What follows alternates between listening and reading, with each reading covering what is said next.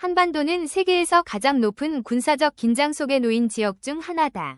북한은 이미 수십 기의 핵탄두를 보유하고 있으며 미사일 기술 또한 고도화되어 있다. 이에 따라 대한민국의 핵무기 개발 전략은 단순한 기술 문제가 아니라 생존과 억제의 문제로 떠올랐다. 이제 우리는 한국이 어떤 전략적 선택을 할 수 있는지, 그리고 그 길이 어떤 의미를 가지는지를 차근히 살펴본다. 1부 핵개발 논의의 배경. 1950년대 이후 한국은 안보를 미국에 크게 의존해왔다.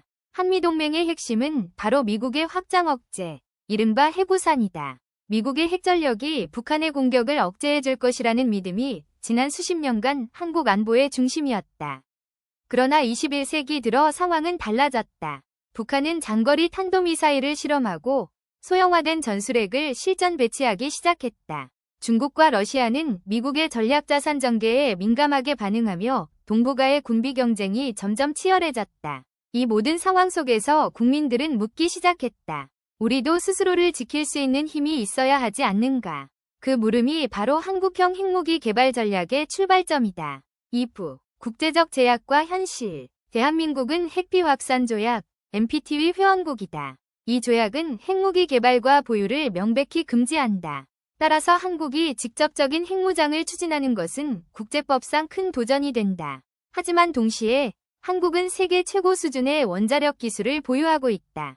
핵연료 주기, 농축 기술, 원자로 설계와 운영 능력은 이미 선진국 수준이다. 이 말은 곧 기술적 기반은 충분하다는 뜻이다. 그렇다면 문제는 기술이 아니라 정치적 선택이다. 한국은 법적 외교적 제약 속에서 어떤 길을 택할 수 있을까? 3부 4가지 전략적 선택. 첫째, 현상 유지와 확장 억제 강화 전략이다. 즉, 미국의 핵우산을 더욱 신뢰성 있게 만드는 방향이다. 한미 간 핵협의체를 정례화하고 미국의 전략자산을 한반도에 자주 전개함으로써 실질적 억제력을 확보하는 방법이다. 이 방식은 국제법을 위반하지 않으며 외교적 비용이 적다. 하지만 근본적인 한계도 있다. 미국의 정치적 변화, 예를 들어 정권 교체나 고립주의적 정책이 등장할 경우 한국의 안보는 불안정해질 수 있다. 둘째, 전술핵 재배치 혹은 핵공유 모델이다. 이는 1991년 철수된 미 전술핵을 다시 한국에 배치하거나 나토식 핵공유 체제를 도입하는 방식이다.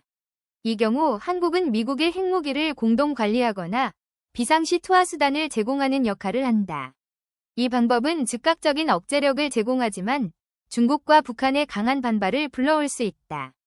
동시에 국내에서도 정치적 논란이 커질 가능성이 높다. 셋째, 지연 해징 전략이다. 이는 핵무기를 실제로 만들지 않지만 필요할 경우 단기간에 개발할 수 있는 능력을 유지하는 방식이다.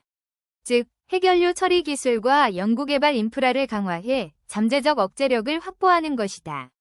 이 전략은 국제적 제재를 피하면서도 기술적 자립을 유지할 수 있다. 그러나 투명성을 잃을 경우 주변국과 국제사회는 한국을 잠재적 핵보유국으로 의심할 수 있다. 넷째, 독자 핵무장 전략이다. 이 길은 NPT를 탈퇴하고 독자적으로 핵무기를 개발하는 것이다. 즉, 완전한 자주 억제력을 확보하는 길이다. 그러나 이 선택의 대가는 너무나 크다. 미국과의 동맹이 붕괴될 수 있고 국제제재로 경제가 심각한 타격을 입을 수 있다. 일본과 중국, 러시아는 즉각적으로 군사적 대응에 나설 것이며 한반도는 새로운 냉전의 중심이 될 것이다.